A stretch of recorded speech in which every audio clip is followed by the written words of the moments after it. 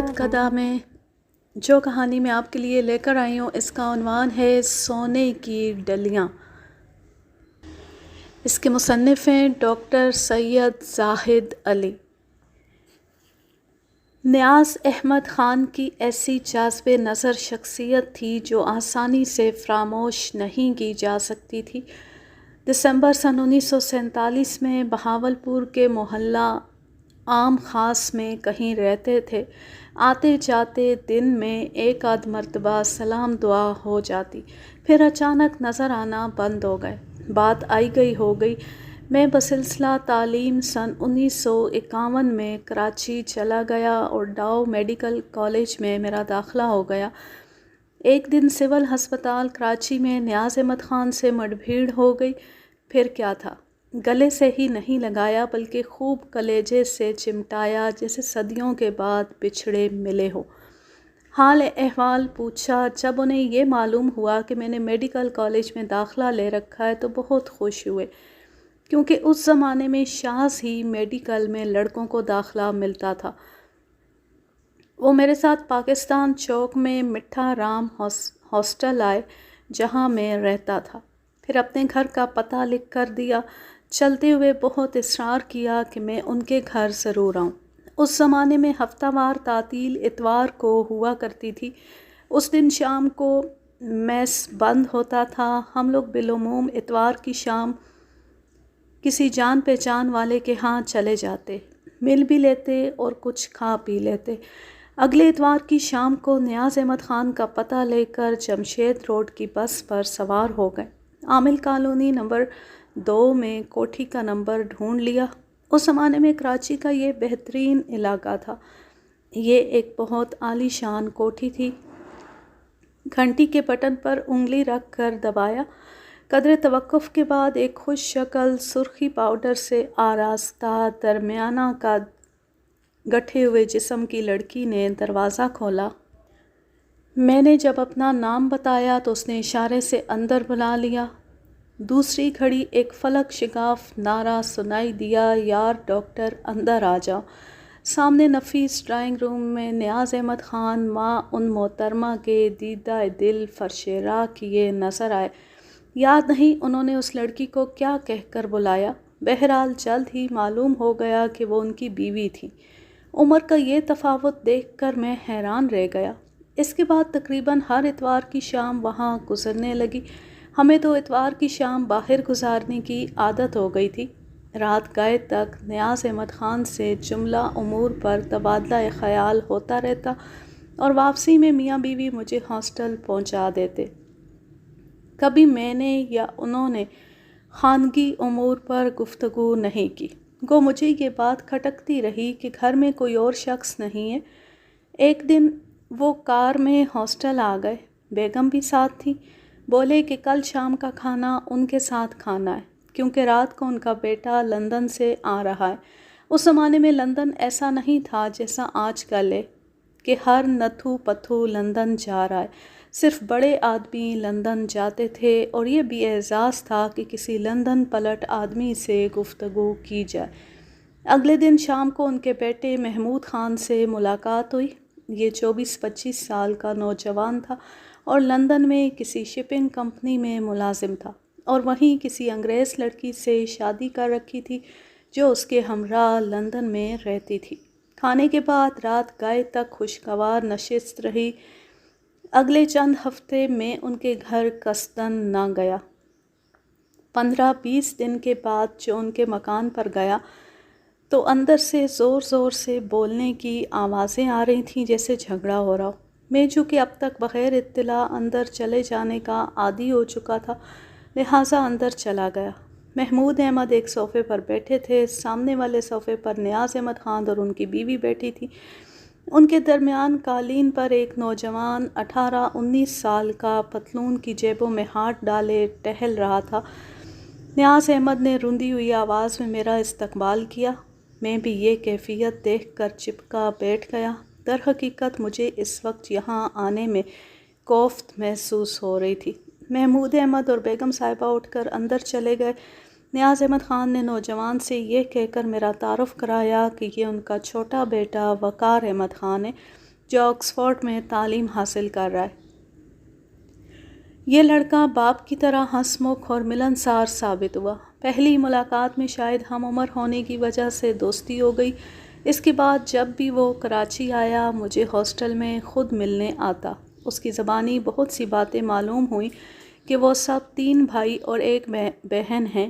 بہن کا نام خالدہ ہے اور وہ لالو کھیت میں رہتی ہے اور بڑے نامساعد حالات کا شکار ہے۔ اس نے ایک شخص سے جو کبھی ان کے گھر میں ڈرائیور تھا شادی کر لی تھی۔ اب والدہ کا شوہر بس کا ڈرائیور ہے اور بیوی کو مارتا پیٹتا ہے۔ ان سے چھوٹا ایک اور بھائی اقرار احمد خان ہے جو کراچی میں ہی کانوینٹ اسکول میں پڑھتا ہے اور وہیں ہاسٹل میں رہتا ہے۔ اور یہ بھی بتا دیا کہ گھر میں جو محترمہ ہیں وہ ان کے ابا کی چوتھی بیوی ہیں۔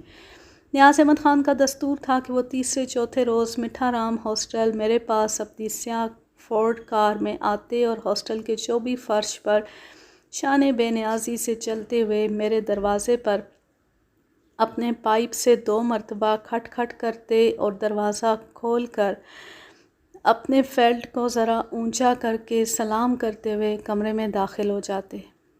میں پھر یہ تمام شام ان کے نام لکھ دیتا۔ صدر بازار میں زیلن کافی ہاؤس میں بیٹھنے کے رسیا تھے۔ کافی ہاؤس کے بیرے انہیں دیکھ کر فوراً کرسی پیچھے کھینچ کر انہیں بٹھاتے اور احترام سے آرڈر کا انتظار کرتے، کیونکہ وہ 1.5 روپے کی کافی پی کر 5 روپیہ دے دیتے اور کہتے باقی تیری ٹپ ہے۔ اس زمانے میں 2-4 آنے سے زیادہ ٹپ کوئی نہیں دیتا تھا۔ کبھی کبھار کوئی اچھی انگریزی فلم لگتی تو ضرور دیکھنے جاتے۔ اس طرح ہم ایک دوسرے کے قریب ہوتے چلے گئے۔ اس قربت کے باوجود نیاز احمد خان کی زندگی میرے لیے ایک معمہ تھی۔ ان کا رہن سہن، بیگم نیاز کے اچھے اخراجات، اس پر متضاد یہ کہ آمدنی کا ظاہراً کوئی ذریعہ نظر نہ آتا تھا، نہ کوئی ملازمت تھی، نہ کاروبار۔ مدتوں میں نے ان کی فیملی یا ذرائع آمدنی کے بارے میں کوئی سوال نہ کیا، نہ اس بھلے انسان نے اپنی فراست طبع سے کسی بات کا اظہار کیا۔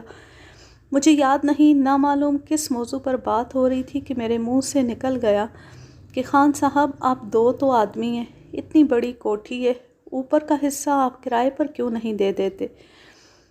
تو بولے لا حول ولا قوت۔ اب نیاز احمد خان کرائے داروں کے نیچے لگے گا اور ایک فلک شگاف قہقہہ لگایا۔ ایک سرد شام تھی۔ میں اب 4th ایئر میڈیکل کا امتحان دے چکا تھا۔ حسب معمول جمشید روڈ گیا۔ بیگم نیاز کہیں گئی ہوئی تھیں۔ ہم دونوں مرصع ڈرائنگ روم میں انتہائی بیش قیمت انگلش کافی سیٹ میں کافی پی رہے تھے کہ انہوں نے خود ہی ذکر چھیڑا، یار ڈاکٹر، آج تمہیں اپنی زندگی کا رازدار بناتا ہوں، جو میری بیوی اور بچوں میں کسی کو معلوم نہیں، مگر تمہیں قسم ہے کہ کسی کو نہ بتانا، کم از کم میرے جیتے جی کسی پر ظاہر نہ کرنا۔ اور پہلو بدل کر یہ داستان حیرت انگیز سنائی۔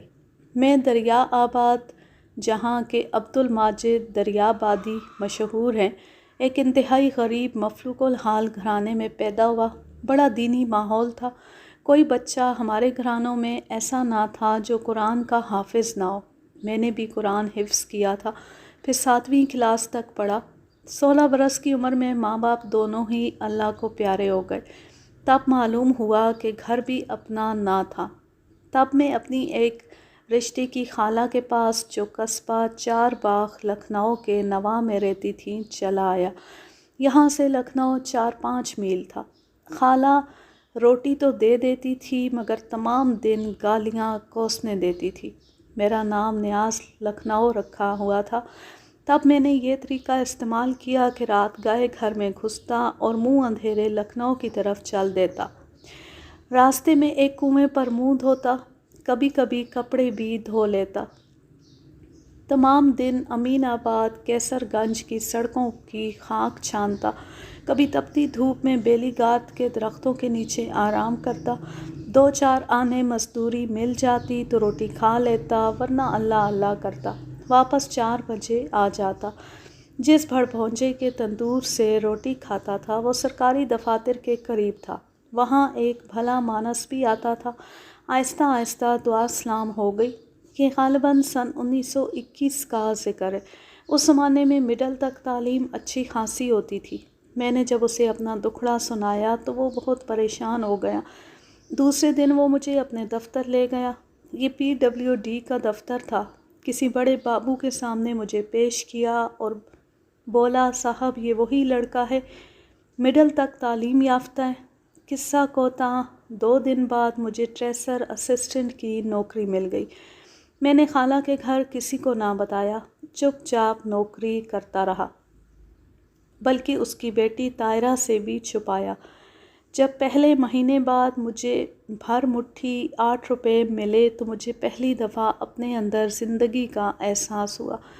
اب تک 2-4 واقف بن چکے تھے۔ ادھر میرے کپڑے بوسیدہ ہو چکے تھے۔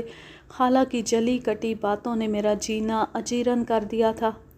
بس طاہرہ کا خیال ضرور دلگیر ہوتا، مگر مجبوری تھی۔ میں نے لکھنؤ میں گھر لینے کا فیصلہ کر لیا۔ روزانہ 1-2 گھر دیکھتا۔ اس زمانے میں گھر کا اصول مشکل کام نہ تھا، مگر قباحت یہ تھی کہ کوئی بڑا تھا، کوئی دور تھا، کسی کا کرایہ زیادہ تھا۔ اسی تگ و دو میں چند دن گزر گئے۔ دفتر میں ایک چپڑاسی تھا، اس کا نام یاد نہیں رہا۔ اس نے بتایا کہ اس کے محلے میں ایک مکان خالی ہے، مگر سنا ہے کہ اس میں جن رہتے ہیں، اس واسطے کرائے پر نہیں لگتا۔ میں نے سوچا دیکھ لینے میں کیا حرج ہے۔ دفتر کے بعد اس کے ساتھ اس کے گھر پہنچے تو اس نے بچے کو کہا کہ جا مولوی صاحب سے چابی لے آ۔ مولوی صاحب خود ہی چابی لے کر آ گئے۔ اس مکان کی پشت پر ایک پتلی سی گلی میں سے گزرتے ہوئے ایک اونچی دہلیز کے مکان کا تالا کھولا۔ اندر صرف 2 چارپائیوں کا صحن تھا۔ ڈیوڑی میں دائیں ہاتھ ایک کچا زینہ اور سامنے سے دری تھی۔ اس کے اندر 2 کوٹھریاں تھیں۔ کرایہ صرف 1 روپیہ ماہوار تھا۔ کچھ سوچے سمجھے بغیر میں نے ہاں کر لی۔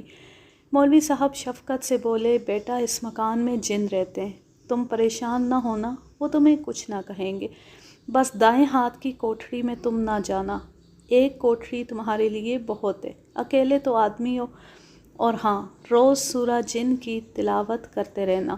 میں نے یہ بات پلے باندھ لی۔ اب ہم گھر والے ہو گئے تھے۔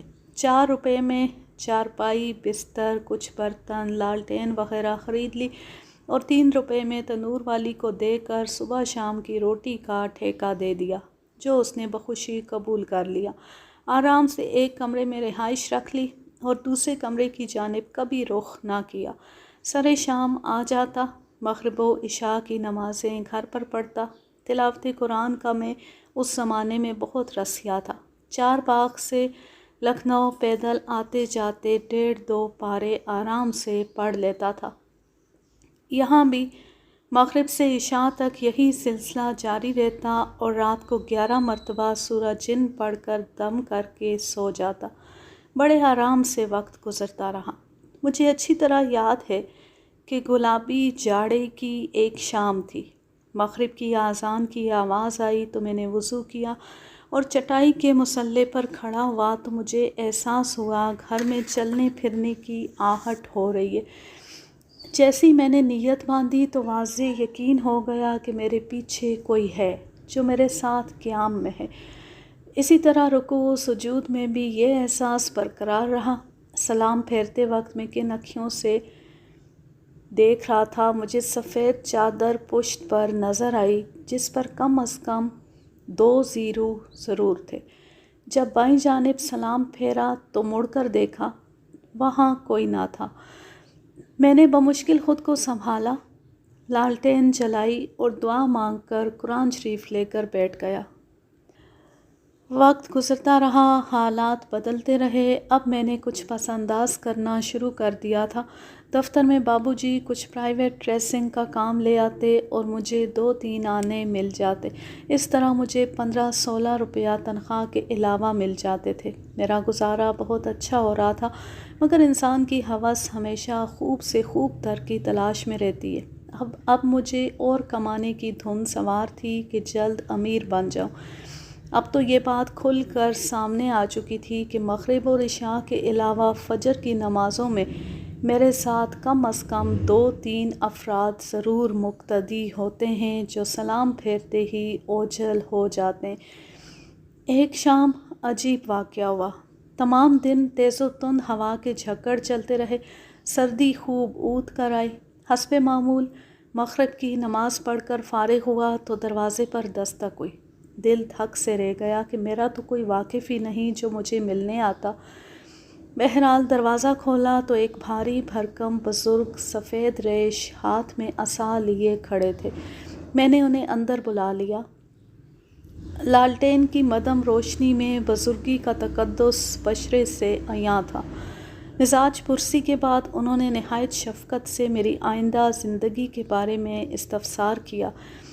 मैंने मायूस लहजे में अपनी ग़ुरबत का रोना रोया और अपने मुस्तक़बिल के बारे में अमीराना ठाट बाट से बसर करने की दरख्वास्त की, जिस पर वो बोले, बेटे दौलत तो तुम्हें बहुत मिल सकती है, तुम्हारा सुकून तबाह हो जाएगा। मुझे वो अल्फाज दुरुस्त तरह याद नहीं जो मैंने उनसे कहे। ग़ालिबन कुछ ऐसा ही कहा कि दौलत ही हर कोशिश का मकसद है, आप ऐसी कोई दुआ करें वग़ैरह वग़ैरह। जवानी का ज़माना था। मैं अफलास ज़दा ज़िंदगी गुजारते गुजारते तंग आ चुका था। मुझे ये हवस थी कि रातों रात सोने चांदी में खेलूं, कोठी बंगला हो, नौकर चाकर हों। मालूम हो रहा था कि बुज़ुर्ग मेरे दिल की बात समझ रहे थे। ये सुनकर वो खामोश हो गए और बोले, ये तरीक़ा अल्लाह की मर्ज़ी के ख़िलाफ़ है, मेहनत करनी चाहिए। बहरहाल जैसी तुम्हारी मर्ज़ी। मुझसे पानी मांगा। मैं पानी लेने कमरे में गया। घड़े से पानी उंडेल कर वापस आया तो धक से रह गया। बुज़ुर्ग गायब थे। भागता हुआ गली में गया मगर वहाँ भी कोई ना था। सटपटा कर रह गया। वापस आया तो चारपाई पर एक कागज़ पड़ा था। खोल कर पढ़ा तो मज़मून कुछ ऐसा था कि मुद्दत से हम लोग आपके साथ रहते हैं मगर कसरत अयाल की वजह से हमें तकलीफ़ होती है। तकिए के नीचे 200 रुपये रखे हैं, तुम ये मकान ख़रीद लो और हमें दे दो। तुम आलाहाबाद चले जाओ, शादी कर लो। जब तक तुम्हारी शादी रहेगी हर चाँद की पहली तारीख़ को तुम्हारे तकिए के नीचे सोने की डल्ली मिल जाया करेगी जो तुम्हारे एक माह के लिए काफ़ी होगी। मगर याद रखो ये दौलत तुम्हारे लिए भारी होगी। अगर शादी ना करोगे तो सोने की डल्ली नहीं मिलेगी। इबारत मुकम्मल याद नहीं रही, मफ़हूम कुछ ऐसा ही था। ख़त पढ़कर अजीब गोमगो की कैफियत तारी हो गई। अगले दिन मालिक मकान के पास गया और मकान ख़रीदने का इजहार किया। इस मकान से ख़ुद मालिक मकान जान छुड़वाना चाहता था। बोला 200 रुपये होंगे। मैंने झट 200 रुपये निकाल कर रख दिए और लिखाई पढ़ाई कर ली। मकान मेरे नाम जो हुआ तो अजीब खुशी हुई। बैठे बिठाए मकान का मालिक बन गया। यही फ़ैसला किया कि मकान नहीं छोड़ना, जो होगा देखा जाएगा। मगर घर जब पहुंचा तो देखा कि मेरा सारा सामान सहन में रखा हुआ है। ये देखकर मेरा माथा ठिनका और ख़ामोशी से एक बॉक्स उठाकर आलाहाबाद की गाड़ी पर सवार हो गया। आलाहाबाद के स्टेशन पर अजीब वाक़या पेश आया। गाड़ी से उतरते हुए एक शख्स किसी ऊंची क्लास से उतरा और किसी तरह फिसल कर गिर पड़ा।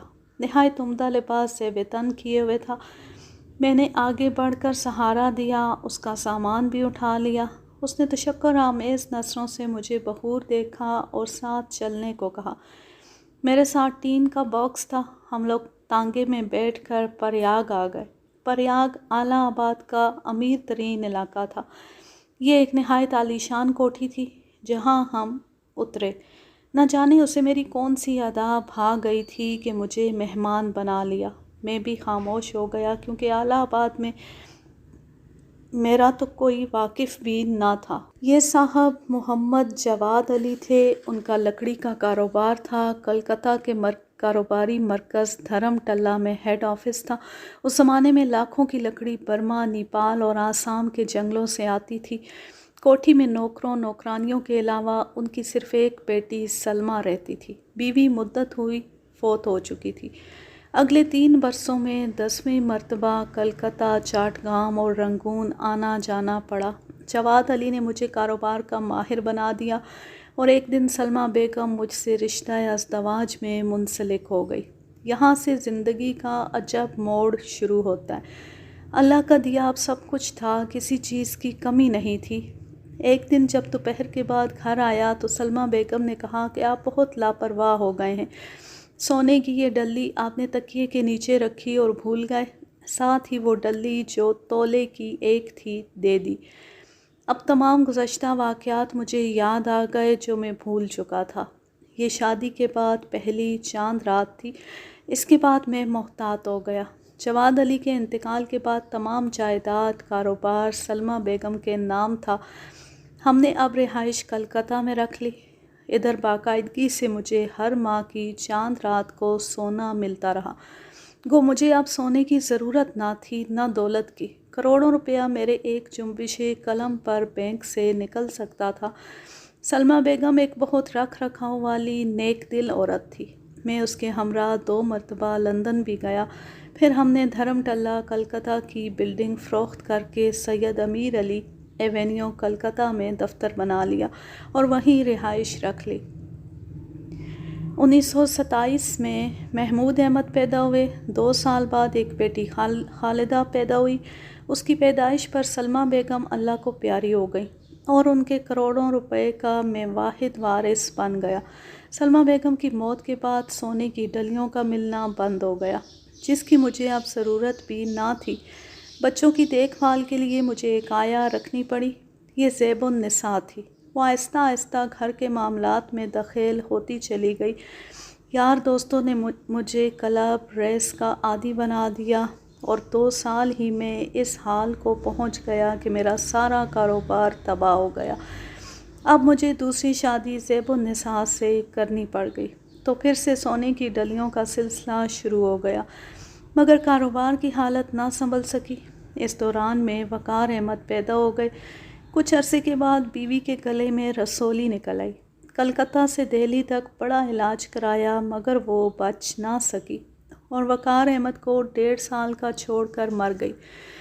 کلکتہ کی آب و ہوا مجھے راس نہ آئی اور میں 3 بچوں کو لے کر اعلیٰ آباد والی کوٹھی میں منتقل ہو گیا۔ کلکتہ کی جائیداد فروخت کر ڈالی اور پھر اعلیٰ آباد میں لکڑی کا کاروبار شروع کر دیا۔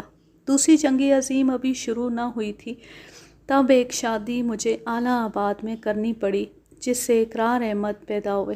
مجھے پھر سونے کی ڈلیوں کا ملنا شروع ہو گیا جس سے معقول رقم گھر کے اخراجات کی ہر ماہ مل جاتی تھی۔ جنگ کے دوران کو کاروبار ختم ہو گیا اور پھر بھی گھر کے خرچ کے لیے پیسے مل جاتے تھے، مگر اقرار کی والدہ دائمی دمے کی مریضہ تھی۔ بہت علاج کرایا، لندن بھی لے گیا۔ جنگ ختم ہو چکی تھی۔ واپسی پر جہاز میں سوار تھا کہ نہر سوئز سے گزرتے وقت ان کا انتقال ہو گیا اور اس طرح ان کی لاش بحر احمر کے سپرد کرنا پڑی۔ ہندوستان پہنچ کر میں پریشان رہا۔ 2 بچے ولایت میں زیر تعلیم تھے۔ خالدہ اور اقرار میرے ساتھ تھے۔ پاکستان بنا تو سن 1947 میں 25 لاکھ روپیہ لے کر بچوں کو اٹھا کر میں پاکستان آ گیا۔ کچھ عزیزداری بہاولپور میں تھی۔ چند ماہ رہ کر پھر کراچی آ گیا اور یہاں یہ کوٹھی 3 لاکھ کی خرید لی اور باقی جمع پونجی بینک میں رکھ دی، جس سے گھر کے اخراجات پورے ہوتے رہتے ہیں۔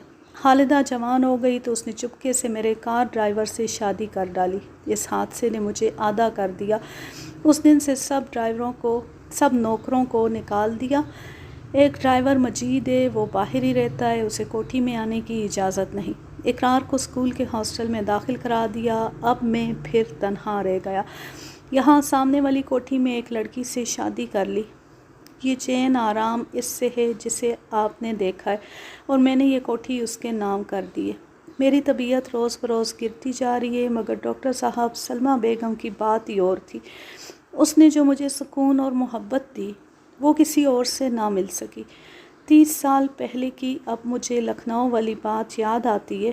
ان بزرگ نے جو ظاہر جن تھے کہا تھا کہ نیاز احمد خان دولت کا اصول تمہارا سکون چھین لے گا۔ یہ کہہ کر نیاز احمد بلک بلک کر رونے لگے۔ رکت طاری ہو گئی۔ بمشکل ان کو سنبھالا اور ان کے ڈرائیور مجید کے ساتھ ہاسٹل واپس آ گیا۔ ڈاکٹری کی تعلیم مکمل کرنے کے بعد میں بہاولپور آ گیا۔ نیاز احمد خان سے خط و کتابت 1.5 سال رہی۔ پھر آہستہ آہستہ ختم ہو گئی۔ سن 1964 میں کراچی گیا، باوجود عدیم الفرصتی کے ایک مرتبہ پھر جمشید روڈ پہنچ گیا۔ نیاز احمد خان کی کوٹھی انجانی سی لگی، اب کوئی دوسرے لوگ تھے جو اس کو نہ جانتے تھے۔ واپسی پر عامل کالونی کے بس سٹاپ پر پیر الہی بخش کالونی کی بس پکڑنے کے لیے کھڑا تھا کہ قریب کے چائے کے کھوکھے سے ایک شخص نے مجھے سلام کیا اور بولا، کیا آپ ڈاکٹر صاحب ہیں؟ جب میں نے اثبات میں جواب دیا تو کہنے لگا کہ وہ مجید ڈرائیور ہے جس نے اب چائے کا کھوکھا لگا لیا تھا۔ مجھے کرسی پر بٹھایا، حال احوال پوچھا۔ جب میں نے کہا کہ میں نیاز احمد خان سے ملنے آیا تھا تو وہ آپ دیدہ ہو گیا۔ بولا، صاحب وہ تو سارا خاندان ہی ختم ہو گیا۔ پھر اس نے بتایا کہ آپ کے جانے کے بعد ان کے بڑے بیٹے محمود احمد کا لندن میں انتقال ہو گیا، اسے بلڈ کینسر تھا۔ کچھ عرصے کے بعد وقار احمد امریکہ میں ہوائی حادثے میں فوت ہو گئے۔ ان دونوں کا خان صاحب کو اتنا غم ہوا کہ دل کا دورہ پڑا اور جناح اسپتال میں جاتے ہی فوت ہو گئے۔ اقرار میاں فوج میں بھرتی ہوئے تھے، وہ رن کچھ میں شہید ہو گئے۔ خالدہ غم سہ کر مر گئی۔ کوٹھی چھوٹی بیگم نے فوراً بیچ دی اور شادی کر کے امریکہ چلی گئیں۔ میں یہ سب داستان دکھی دل سے سنتا رہا، فاتحہ پڑھی اور چلا آیا۔ ریٹائرمنٹ کے بعد اپنے پرانے کاغذات اور خطوط دیکھ رہا تھا تو نیاز احمد خان کے خطوط نظر آئے، تو یہ سب واقعات اور ان کی زندگی کے اوراق کھلتے چلے گئے جو آپ کے پیش نظر ہیں۔ ایک حیرت انگیز داستان 30 سال قبل ختم ہو گئی۔ اس کہانی کا ماخذ ہے بیتی یادیں، یادداشتیں، ڈاکٹر سید زاہد علی واسطی، جاوید اکیڈمی، ملتان، سن 1998۔ اب میں لیتی ہوں آپ سے اجازت۔ جہاں رہیں خوش رہیں، شاد و آباد رہیں، ہنستے مسکراتے رہیں۔ اللہ حافظ، اللہ نگہبان۔